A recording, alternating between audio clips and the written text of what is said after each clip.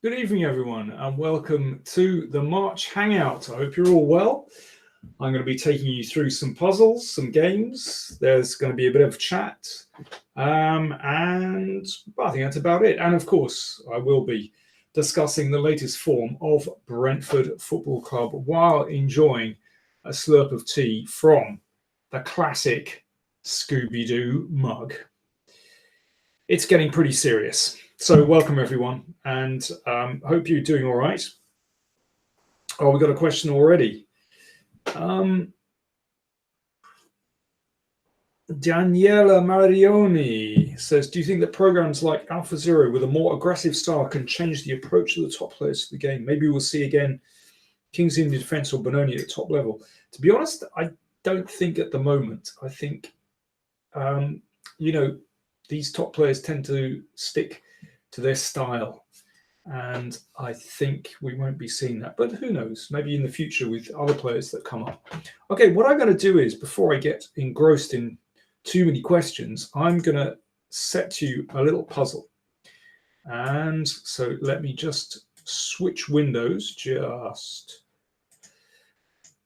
bear with me a moment. Here we go. Here is your first puzzle, everyone.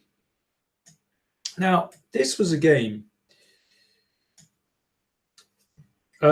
Yes, I agree with Riaz Ali. The original Scooby was the best. Yeah, not a fan of Scrappy.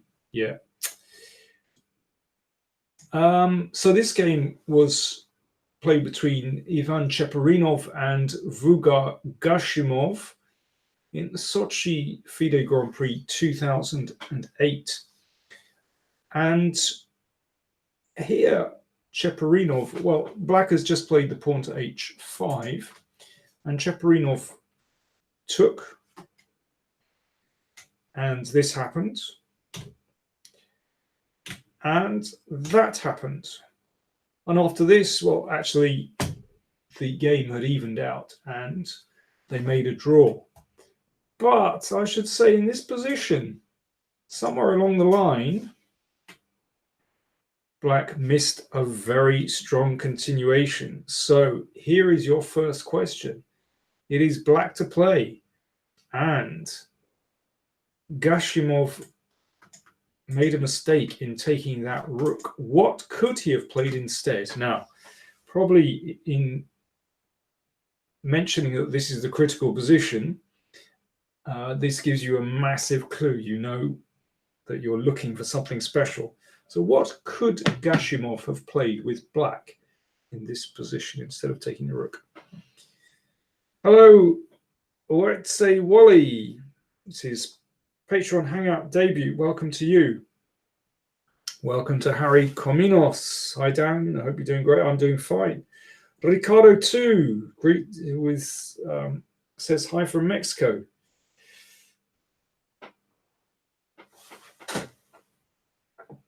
Yeah, well, we've got some interesting suggestions already. Good to see. There's no consensus as yet.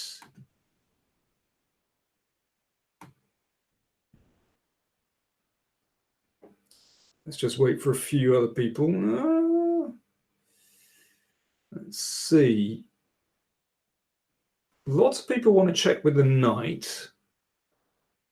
So perhaps we should have a little look at that one. Just 1 second. I will move the pieces in a moment, but let's just wait for a few more people to try and give a solution.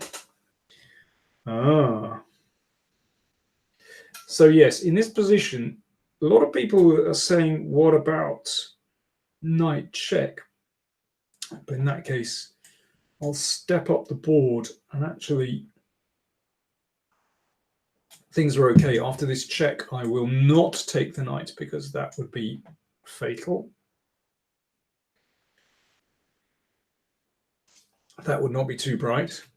But of course, white could play there. That seems to stop that. In fact, knight h3 doesn't help the cause. Now, somebody was suggesting queen b1 check. And then king here and queen here. But in that case, I don't see why I can't just take that knight off.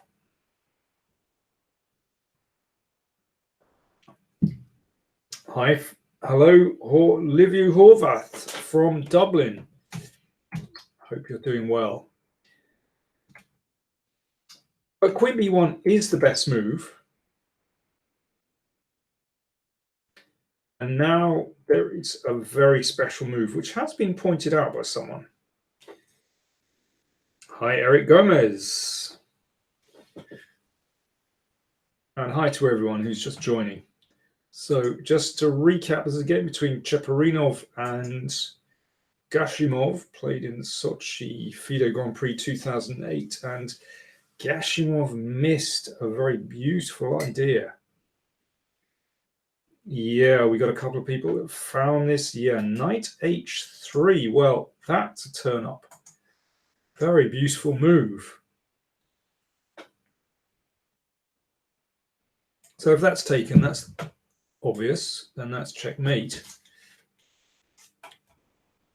But actually, there's a huge problem for white because queen check is threatened. And, well, you can choose which way you go, g4 mate or queen h1. And white does not have a decent defense in this position. Very, very nasty indeed. Okay, so I'll give a check. So if queen takes the rook, then we can take this one. So king h7. And now f3. That gives a chance for the queen to come across to defend. So king takes. Now this one, okay, you've got to find the right move now. What should black play here? That knight is still trapped, and now there's a chance to come in here.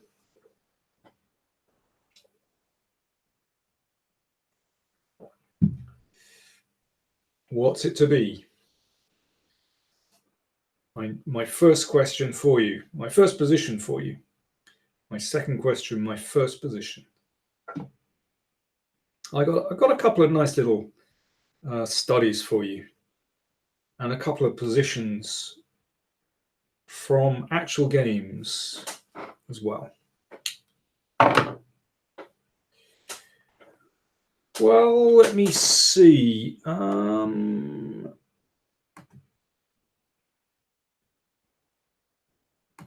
I've only got one suggestion so far, actually.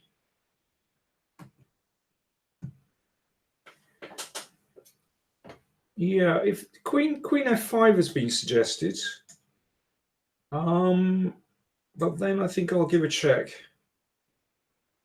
And I don't think the king escapes perpetual, or I'll be able to exchange queens, and then white would be winning.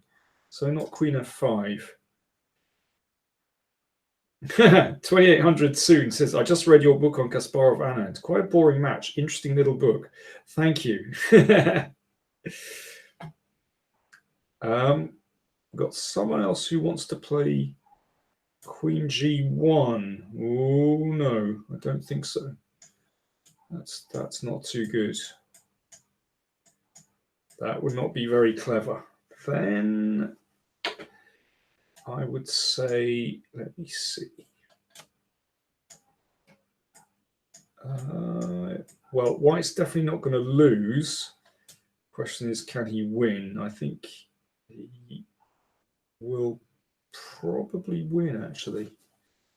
Let me see. This is just for fun. I just want to see this. Maybe this is a draw as well. Here and here. And draw. Interesting. Okay. Yeah, we've got queen c2 has been suggested. Well done, everyone. That was just a little bit of fantasy. Queen c2 suggested. And that is the correct move because this is beautiful. If king takes, g4 leads to checkmate.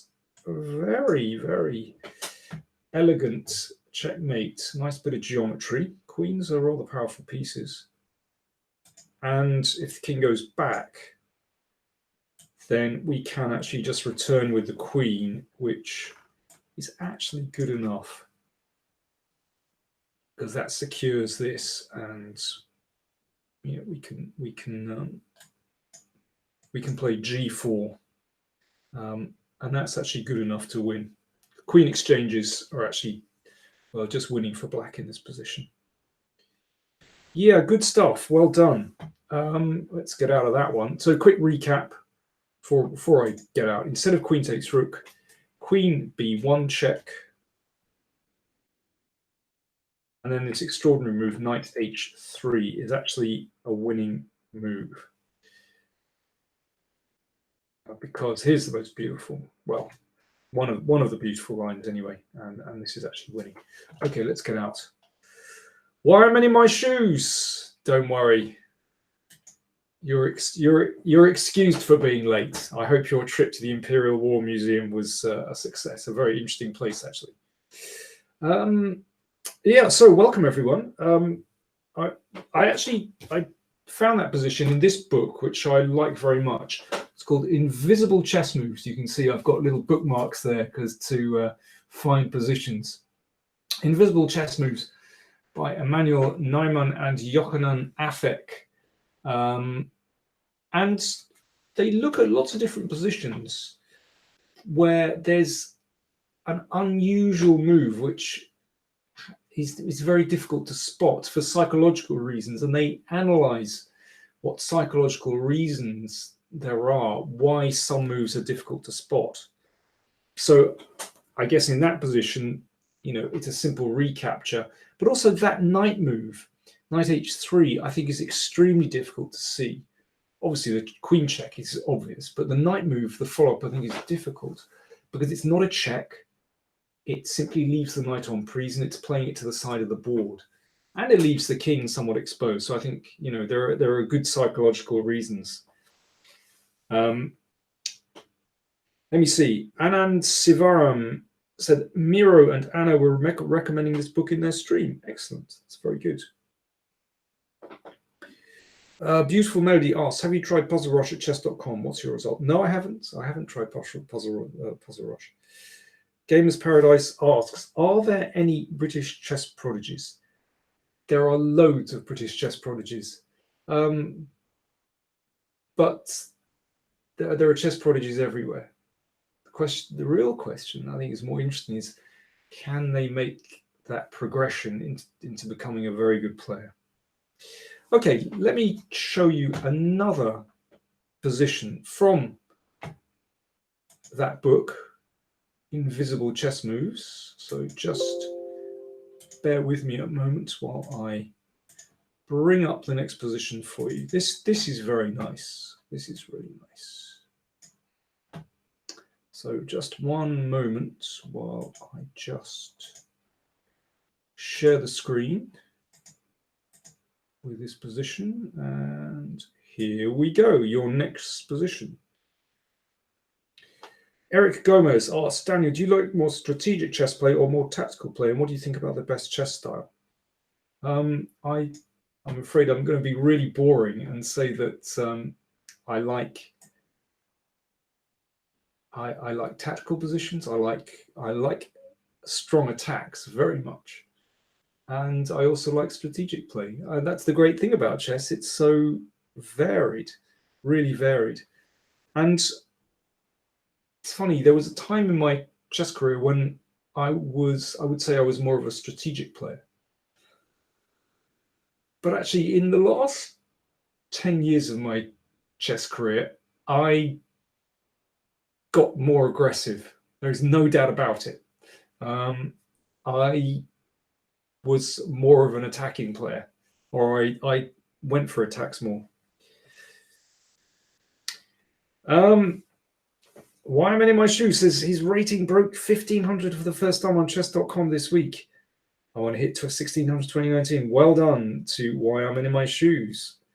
Ah, yes. Now you see, that's the kind of thing I like. I've improved 150 points since watching your videos. Fantastic.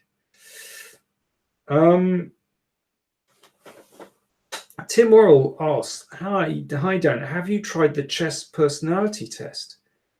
I haven't. I wonder where that is. And yes, Riaz Ali asks, can you post the link? That's interesting.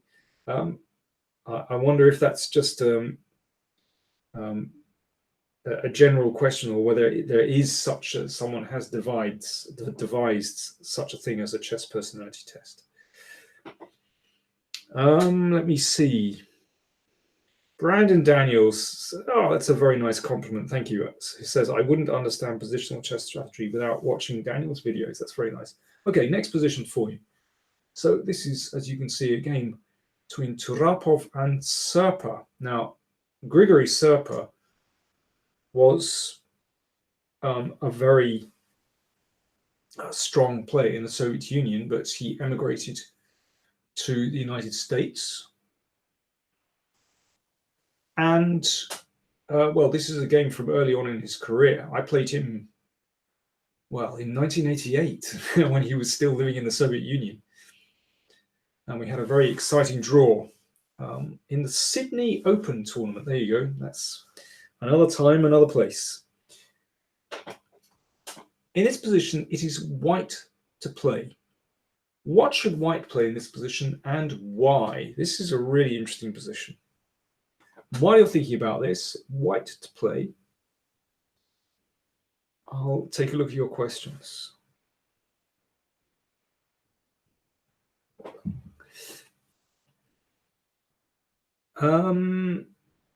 Yes, Eric Gomez says quite correctly, tactics follow from a stronger position, as you know. Indeed, I think, you know, it's almost, it's a false dichotomy. That's a too grand a word, but anyway, it is a false split between strategy and tactics.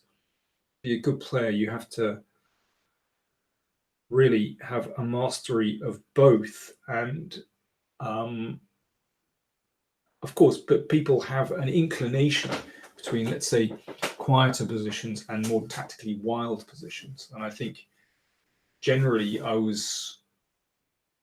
like to keep things along orthodox lines, let's put it like that. Marianori asks, hi Dale, enjoying my first live view as a patron. Excellent, Marianori, thank you. Do you know if you're commentating at the Beale Chess Festival? I'm not sure I'm at liberty to say anything about that yet, if you don't mind. Let me see. Riaz Ali asks, who has the best legs in chess? Judith Polgar, Boris Baski, or Steve Davis? That's a tough one, Riaz.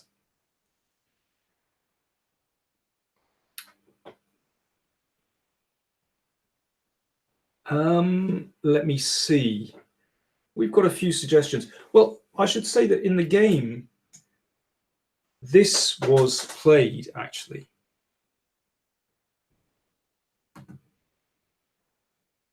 But I should also say that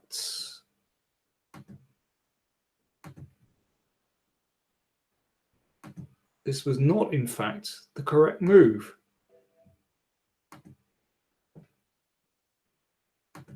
While you're having a little think about that.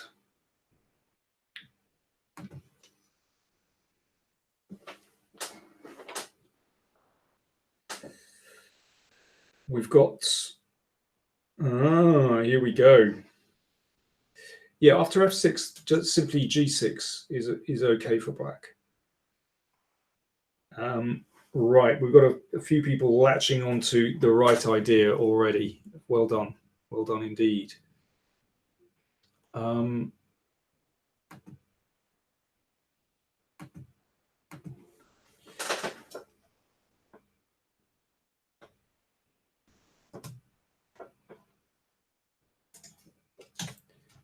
But rook e6 is an extraordinary move, as a couple of you have pointed out.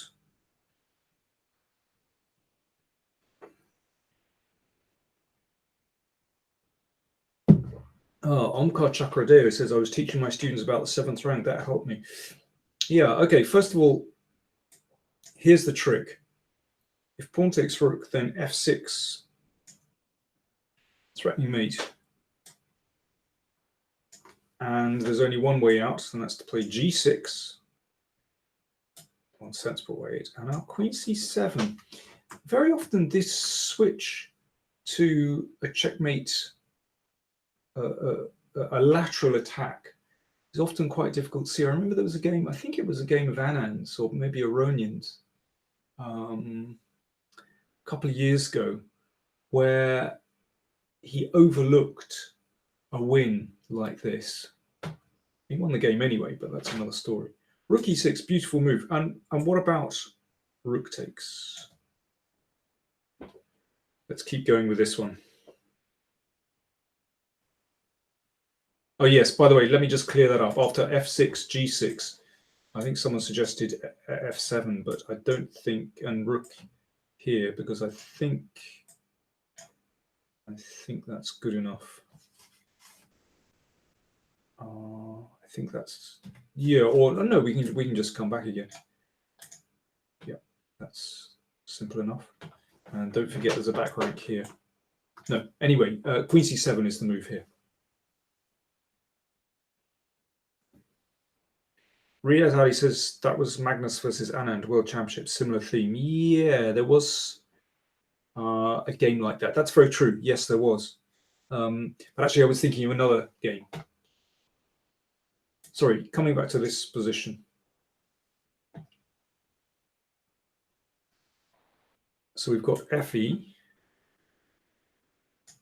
And now there's a threat of mate on A8 or B8.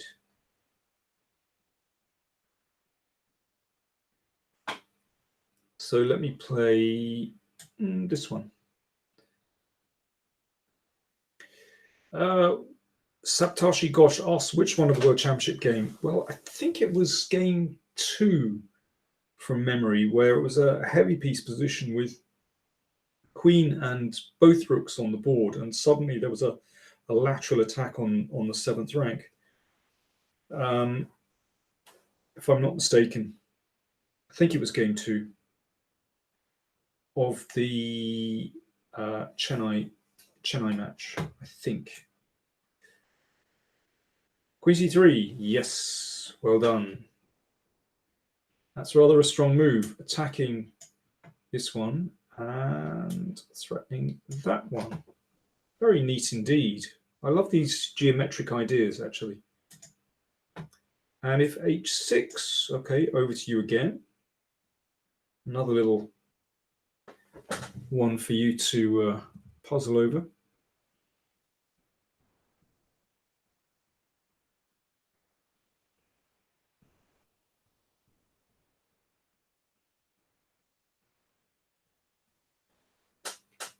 What happens on h6?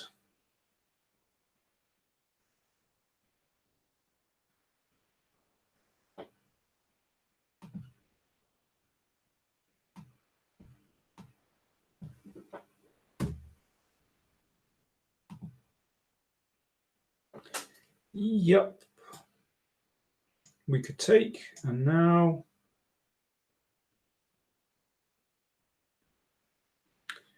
yeah, I think Akshay has actually the simplest way to go. That is a really simple win. That's actually the easiest of the lot.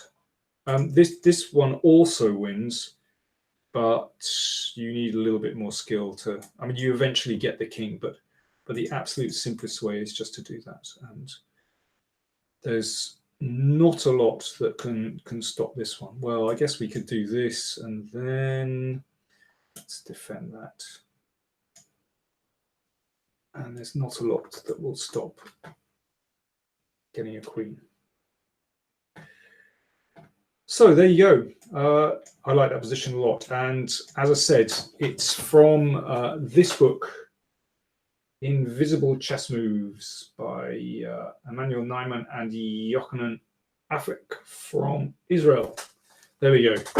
Nice. There's some really, really interesting positions. Aha, he wants the knight check. Yeah, of course, that's possible. Okay, folks, I just want to remind you that this Hangout is basically really down to those people that support me on patreon.com. They contribute a little amount per month, and that gives me time to spend putting this show together and putting positions together for your benefit. So I realize these shows are free, but really, as I said, it's only down to the fact that others are very, very generous that these programs are free. So if you want to support the channel, I'd be really grateful. Do check, I've provided the link there, patreon.com, PowerPlayChess, and do check out the benefits. For example, for $5 a month, you can get a newsletter with a test game and puzzle positions. And very often I post videos early without adverts. I know some people have an issue with those. So it would really help us to grow the channel, and so we can do more. There you go, advert over, but we'd be really grateful. You can also make one-off donations on PayPal. You can find the button on the channel. Tim asked, Dan, how would you help a team of juniors prepare for a national championship? What advice can you give me? I think it's really useful to sit them down and do tactical puzzles, actually. So, have a set of positions, and get them calculating. Just get the brain cells going. And what else? Sometimes it can be good to prepare one specific opening. So, maybe one particular opening is black that they can all specialize in. Maybe one particular line is white that they all specialize in and that they can work on together. That's, given limited time, that can be quite a nice thing to do, because that gives them a project to work on together, say, a couple of weeks before a national championship, for example. So those would be my tips. But I guess it's down to the group of children that you have, and what kind of capacity they have for work and that kind of thing, capacity and time. Let me see. Oh, Wreck Jack asked, "Hey Danny, how's your health? You were not doing very well last time." I can't even remember. Maybe I had a cold or something. I'm fine, thank you. As usual, I've got big black rings around my eyes. I don't. Just lots of work. I don't sleep enough. Now you've made me cough. I'm doing fine.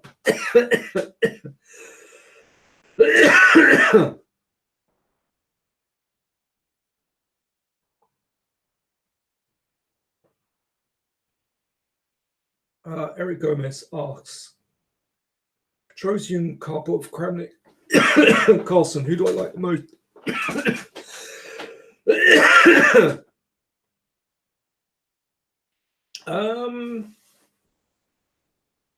Let me see. Sorry. Just let me go over this. You made me laugh. That's the problem.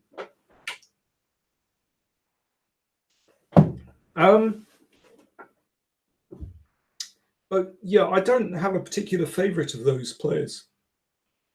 What I love about chess is the variety of styles. It's great. Let me see. What else people saying? Saptaji Goss asked, Danny, if I ask you to be a second, will you accept? Well, if you pay me vast amounts of money, then I'd consider it.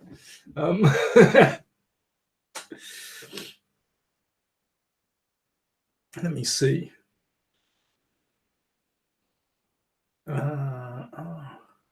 Okay, everyone's got a favorite, basically. Okay, listen, I'm going to show you a complete game. And I don't know if everyone's seen Martin van der Hidde asked, Dan, you're of my generation. Do you think chess players in the 70s were more interesting? No, not particularly. I have to say. You know, there's a kind of nostalgia looking back at some era, thinking that, you know, this is the most interesting era. But I don't share that at all, actually. I think there's amazing chess being played these days. Okay, I'm going to thrill all the Indians who are viewing tonight with a game played in the World Team Championships between Suryasekar Ganguly and Axel Smith from Sweden. Oh,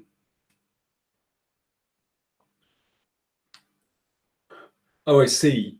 Martin van der Hidde says about the drinking and smoking. Well, where do I even start on that? You know, first of all, players today drink and smoke. Some do. I mean, you know, it's more serious in a sense. But not everyone smoked and drank in those days. And actually, those that did drink and smoke were often very boring people. So you can't generalize like that, you know. And those Bobby Fischer versus Carlsen, who's best? Again, you know, I'm sorry, I've said this so many times before. It's kind of slightly futile, and it's really futile to try and, you know, have these theoretical questions pitting people from different generations. They were the best at the time. They could only beat the players in front of them. You know, in the different generations, chess has progressed. You can't compare. So there we go. Gina's Raul Dura Olmos says, how can a 40-year-old man improve in chess? Keep playing as much as possible, study as much as possible. Simple as that. Hard work. Right, here's the game. So let me just share the screen. 1 second. Okay, this is a game, as I said, played in the World Team Championship between Suryasekar Ganguly from India and Axel Smith from Sweden.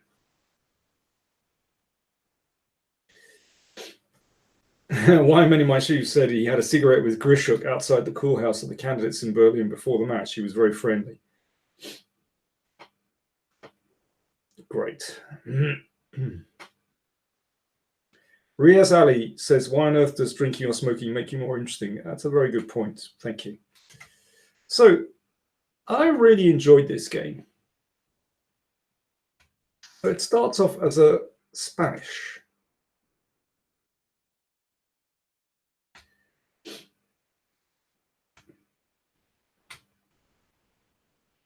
And this looks like quite a modest system. Well, it is, but actually it's also very sensible as well. Some interesting things can happen when you play d3. So let's have a little look. Bishop c5. So this is the most, you could say, the most aggressive way to play. It's not necessarily the best way to play.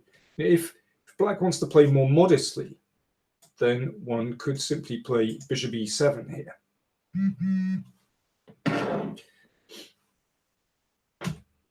But bishop c5 played. But there are drawbacks to that move, as we're about to see. Now, knight c3, yeah, very unpretentious way of playing the position. Of course, many players like to go c3 here, but ABC 1952 says Lee Sedol smoked in the 4th game that he won against AlphaZero in the Go match. That's interesting. There was a brilliant documentary on that Go match. Knight d5. So here's an interesting thought. Very unpretentious way of playing. h6. So white, of course, at some moment would like to pin. You know, d6 would be a disaster here. And we get to damage the structure. So black played h6 here. And c3.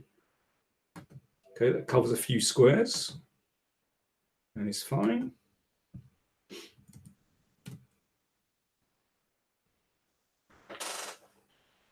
And d6. Now, I'm just going to pause the game at this moment. And, well, if you've seen the game, then don't bother checking in. Don't bother answering. Or if you're using a computer, again, don't bother. But what did Ganguly play here and why? This is a really interesting idea. So, white to play.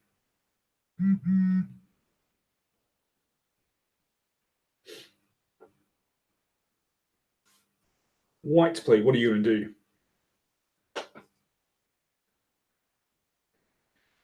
Anand Sivaram 22 says, I'm just going to say Kramnik, Daniel.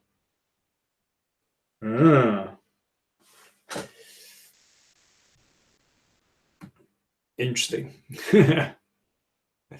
And you might be thinking along the right lines.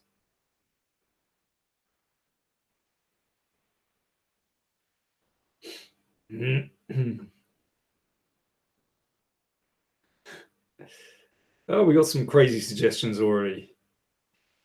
Daniel Burke says, Kramnik is definitely an interesting idea. Yes, indeed.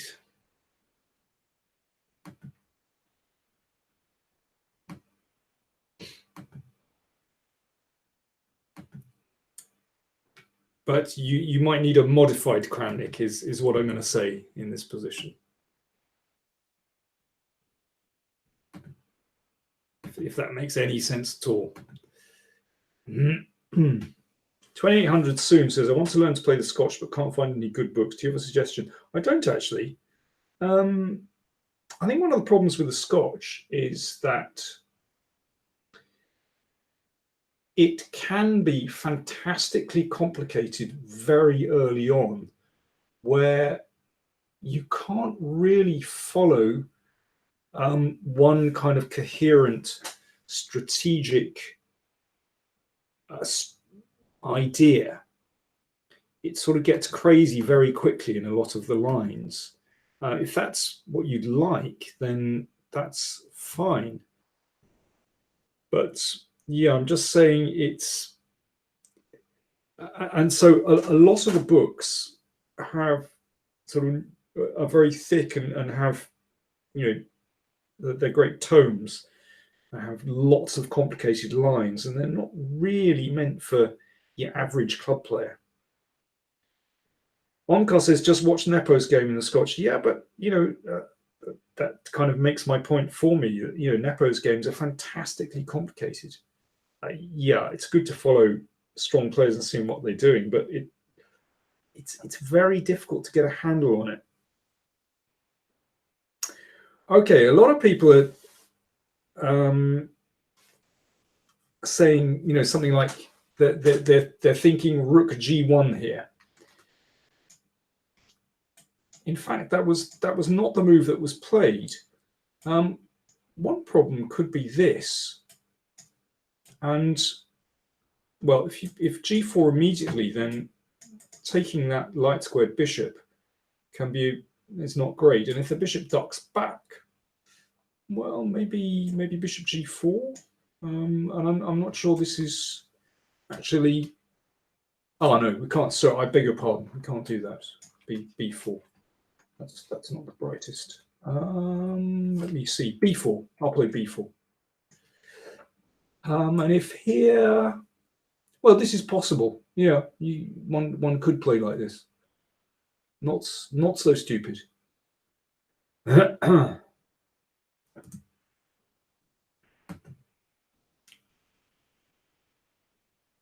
And so on.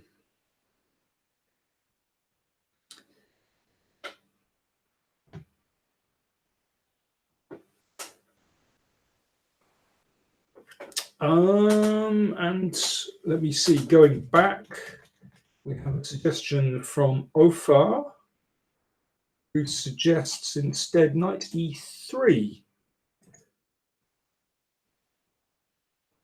And potentially g4. Feels a bit slow, but I guess it's possible. What would I come up with against that? Probably bishop e6, actually, just to exchange off the dangerous bishop. Somehow I'm not too scared about that. Feels a little bit slow to retreat the knight and block the bishop. Well, actually, no one's come up with the idea of Ganguly, which was this. So this actually just ties down the bishop for a little bit. I mean, obviously that's forced to protect this. And now he played rook g1.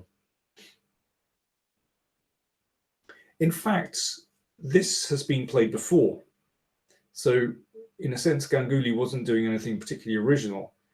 And I would say I'm actually amazed that, as I've written there, first played by Maxime Vachier-Lagrave in 2016. Well, Aluwase Odiasi said he did. He suggested knight f6. Yeah, but you didn't suggest to follow up with bishop d5 and rook g1. So I'm sorry. I'm not going to give it to you. I'm very harsh. So Axel Smith played h5 and h3. And now the position is starting to open up. I love the directness of White's play here. But as I said, it's been played before, and I'm kind of staggered it's been played before. Let me just show you this very quickly. Bishop b3 has been played before. And White ended up winning a nice game. But, well, anyway, bishop g5 played. Bishop b3 played before. It's incredible that Black actually repeated this when there have been so many bad experiences. Saptarshi Ghosh says Ganguly prepared it with Vichy. He was second to Vichy. It's quite possible. Yeah. Although I don't recall Vichy actually playing like this, but it's quite possible that they prepared it together. And White's attack is very, very easy.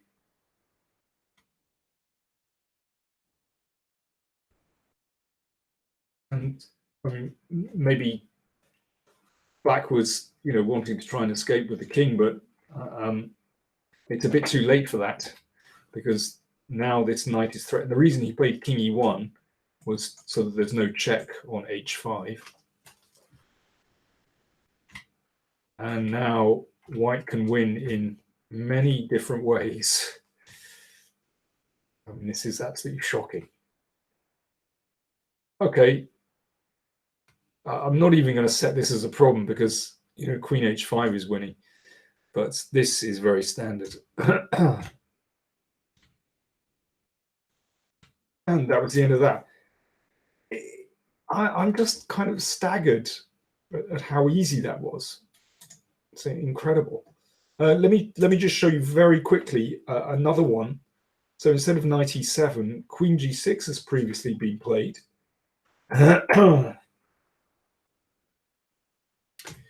And this happened. Just watch this. It's very, very similar. And this is a very funny move. Queen f3. Probably not necessary, but anyway, no, maybe it is here. Remember, if queen takes rook, we've got queen h3 mate, and well, queen takes pawn. Yeah, let's just see that very quickly. This will also be mate. This is a checkmate called Anastasia's mate. Jens Peterson says, Swedes are gentlemen. That's why we play until late. Yes, well done. I approve. And the game ended like this. And G5 was the final move of the game. So that was Shevchenko against Nestorov, Yermuk 2017. You'd think that players of the black pieces would avoid this line. There must be something better than this. This is just fantastic fun. So a quick recap of this one. And now Rook G1, worth pursuing. So if you want a kind of simple system, then this is not a bad way to play. But as I said, Bishop E7 might be a more prudent way of playing the position. But if not, I think with the bishop on C5, this is a lot of fun. Knight D5. Check it out, folks. Okay, let's come back. Let's get out of that one. So, hope you enjoyed that. Let me take a few more questions. Claudio Toledo says, anyone knows what is the software he is using? Well, first of all, I have a name. My name's Daniel. So he is using. I'm just on. This is a Google. This is YouTube Hangout or Google Hangout, and I'm using chess-based software. There we are, Claudio. Any more questions? If not, I'll set you another little puzzle. It's all gone very quiet out there.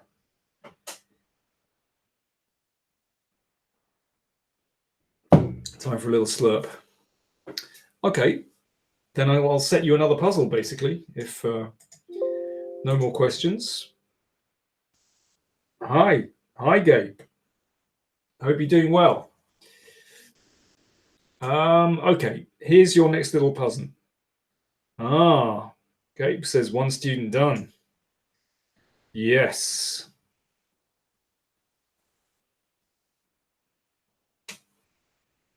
Jens Peterson says, as a junior coach, I get bored by my students insisting on playing the Spanish version of the Four Knights. How could I learn to like the Four Knights and teach it to be played well?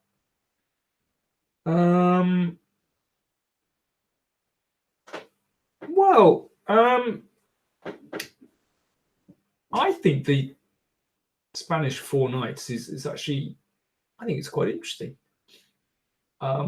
When white gets the two bishops, that's a fun position to play if you look at the main lines. Owen Pritchard, greetings to you in New Zealand. Marianori says, do you also analyze games of ours? Well, I don't. Well, occasionally I do, actually. If they're sent to me as a special request, then I do. If you want to send me stuff, you can, and you're a patron on patreon.com, then you can send stuff to me. And I'll consider it. They've got to be interesting. But if it fits into a theme, then I can certainly look at that and maybe do it the next Hangout.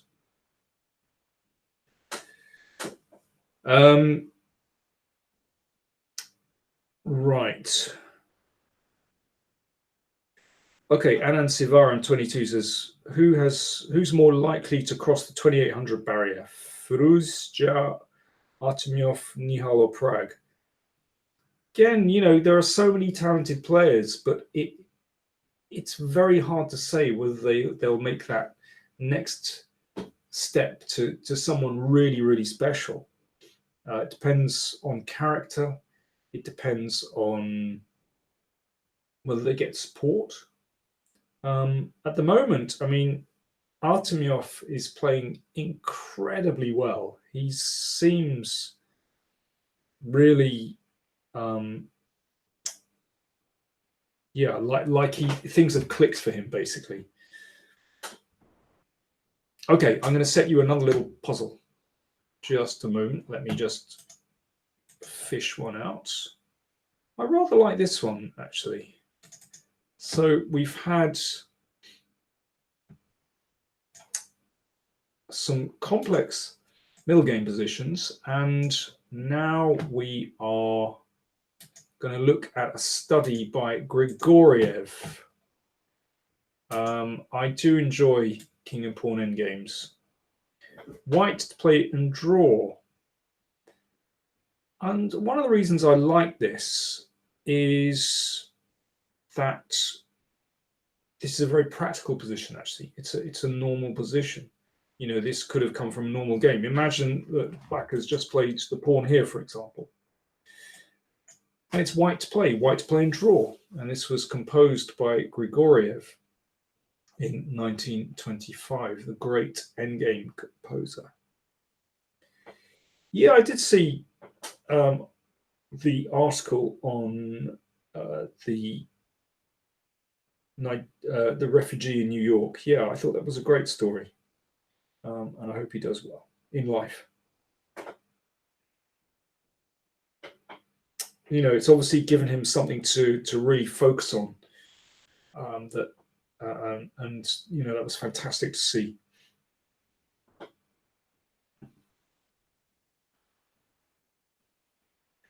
Anand Sivaram 22 says 4 legal moves and still can't solve it. Yeah, there aren't many legal moves for white in this position.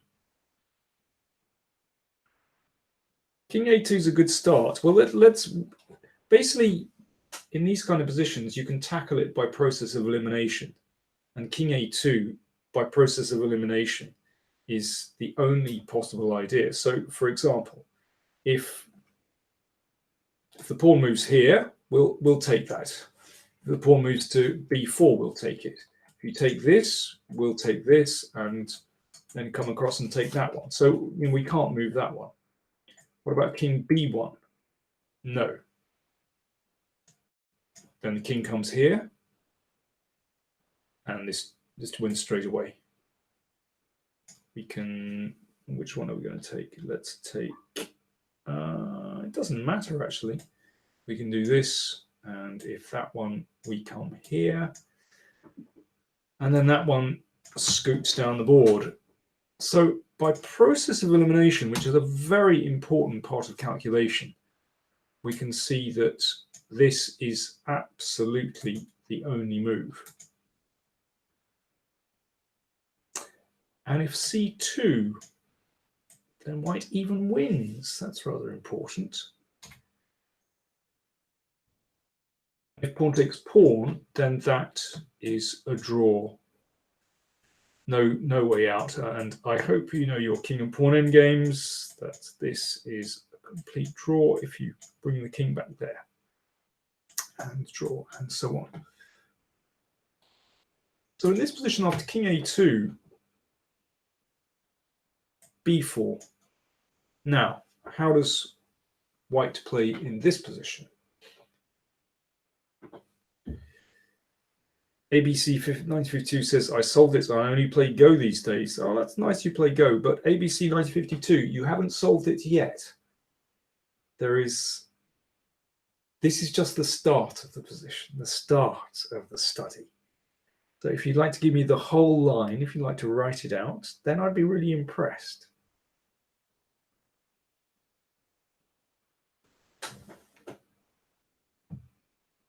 Over to you. It ain't over.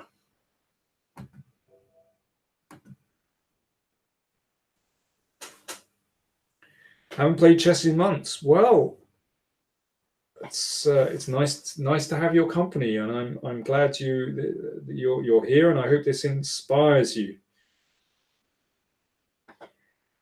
Satoshi Gosh says B4, A4, and king round. What? I don't understand.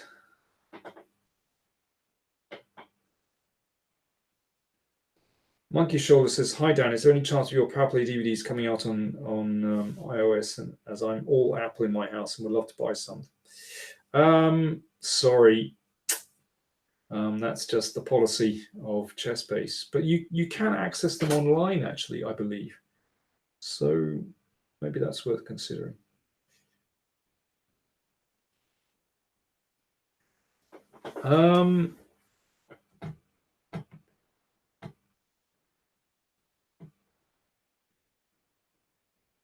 So b3, and here it's been suggested, but this loses. This is a loss. So here's my question. How does black win from this position? Black is winning, but how? This is important. How does black win?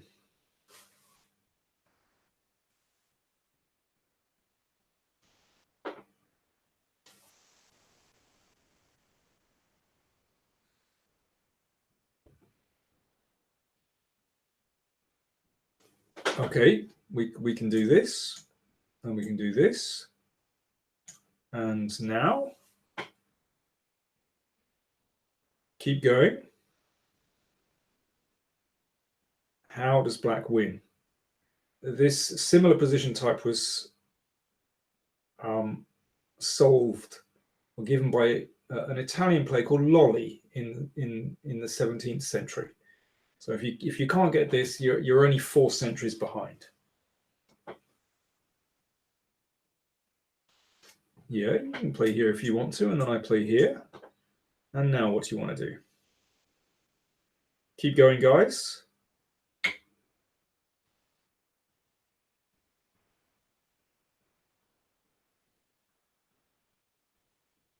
Well, c2, and then here. You want stalemate, do you?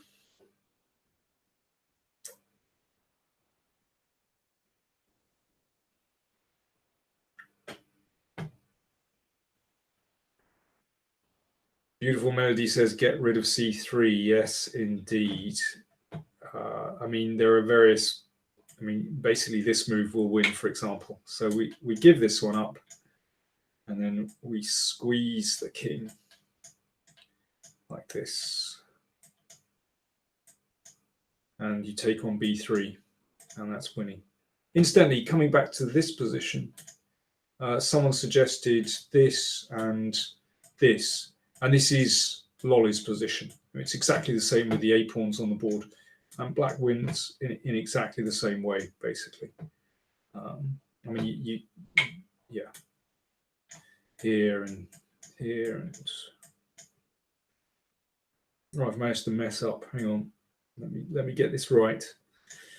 Here, and c2. There we are, and that wins. Lolli. But this is only the start of it, guys. We still haven't solved it. So b3 loses. How does white draw? b3 loses. King b1 suggested. But after king b1, well, we don't take here because that will be a draw. But instead, we can play king here. And I do believe that is winning. So, for example, here. And black has won the opposition. So, no, not king b1, I'm afraid. King b1 loses. Well. King a1 suggested.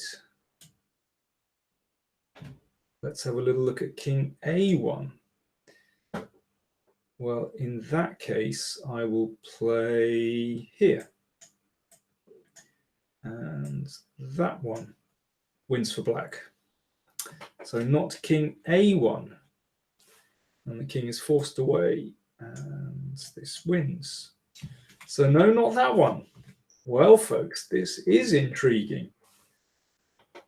Yes, process of elimination will help you in this position. How does white play draw?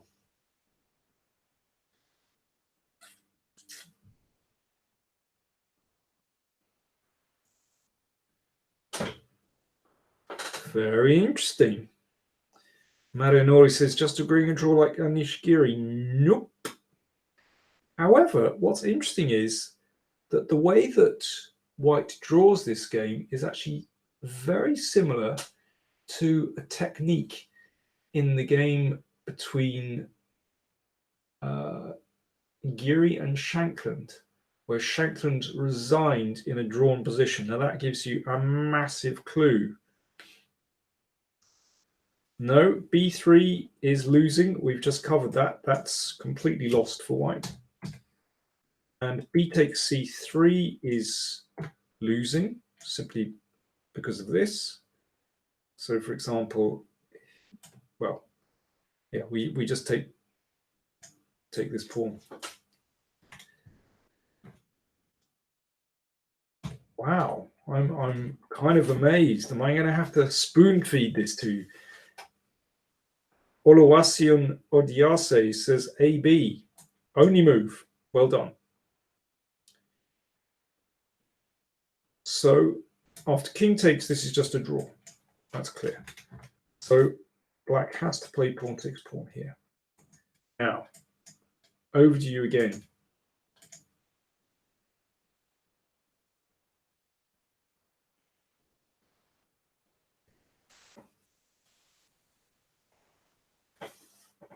Yeah, poor guy. He resigned in a drawn position, but this has the same technique.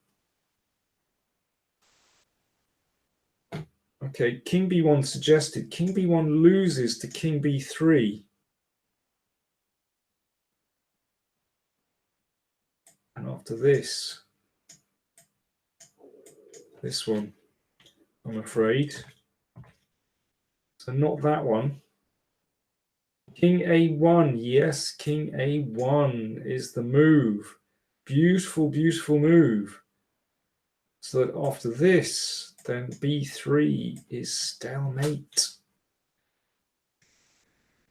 And if king b3, then king b1. Beautiful move, really beautiful. Only move to draw.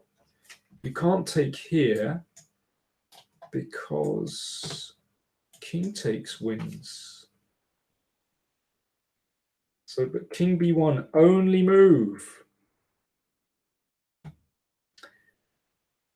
Now, it's not over yet. What about king c4? I'm going to try to trick you still.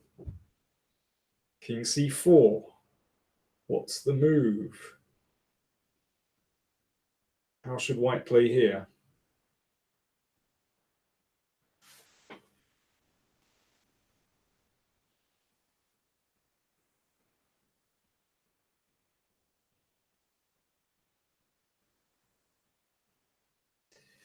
King a1, no, not king a1. King a1 would lose to this move. And after the check, we don't have to take. We can play here, and that square's available.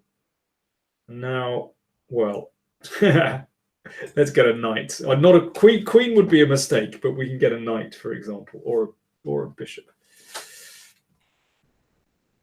So king a1, mistake. King c2, well done. ABC 1952, well done. Mahfouz Raouf. King c2 is a beautiful move. And if check, then we can play here, for example. And after c2, that is a draw because the king approaches its stalemate. Now, that's the position that I was talking about when I mentioned the game between Geary and Shankland. In the game between Geary and Shankland, there was a bishop on this diagonal, and that's a theoretical draw. Here we've got a pawn. Basically, the idea is the same, that whenever the king approaches, it's just a draw. So here we can just go back and forth, and there is nothing to be done. Just a draw. Drawn position. I would say Wally asks, how often is the live Patreon Hangout session? Once a month. Once a month. Alan Sivarum22 asks, prediction for the US Championship, Daniel. Shankland again? I reckon Fabiano. Lightning doesn't strike twice. I reckon Fabiano's going to win it. Saptarshi Ghosh says a fortress. Yeah. Isn't that beautiful? I'm going to go back to the beginning very quickly. King A2, only move. B4, got to take. Here, King A1, only move. King here, that's a draw. King B3, here, and now King C2. King A1, mistake. King C2, here, draw. There we are. Beautiful stuff. Right, let's get out of that one. Okay, we're back again.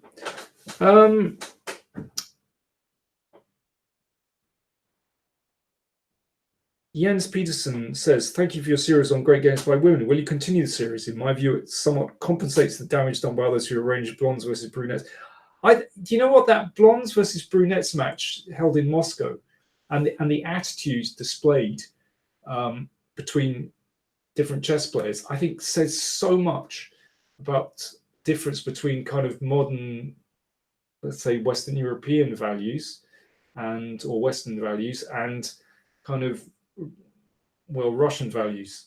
A lot of Russians kind of said, well, what's the problem? They just didn't get it. Whereas in the West, everyone went, oh!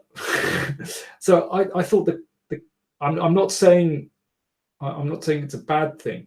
I'm noting the difference in attitudes, which I thought was fascinating and said so much about the different societies.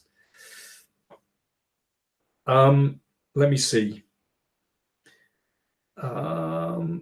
So will I continue that series? Well, now and again, I will add to that series. There's some great games played by women. There are great games all over the place, but I will consider adding to that series. And also, the US Championship is taking place. There's lots of interesting chess going on. We've got Shamkir is starting at the end of March, featuring Carlsen. So it's difficult to kind of fit everything in. But basically, at the moment, I'm posting on Wednesdays and Saturdays, twice a week, and Hangouts as well. I post early for Patreons, so I try to. And if you want to become a Patreon, then do consider contributing. A couple of dollars a month will be very helpful. And don't forget, you can pay by PayPal as well. Saptarshi Ghosh asked, Danny, do you study African language also? No, I've never been to Africa. There you go. That's a terrible admission. Never been to Africa. Let me see. I think I'm going to leave it there. Marianori says, thank you very much for your challenge. The best news by far from London these days. Oh boy, I'm not sure I want to get into that, but it's unstable times.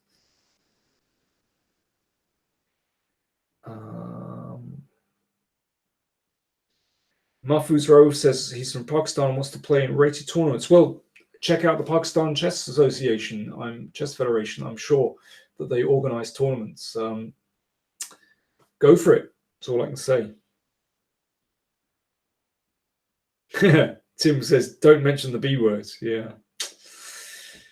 Anna Mash, do you think a woman will ever become world champion?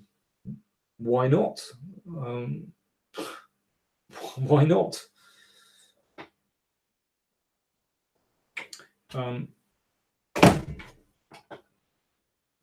Okay, I'm going to leave it there. So do check out what's going on the channel and do consider supporting us on patreon.com and check out the different rewards you get for the different levels. So, $5, you get a newsletter, extra video, and, if you want to contribute more than that, then they're opening surveys and that kind of thing as well.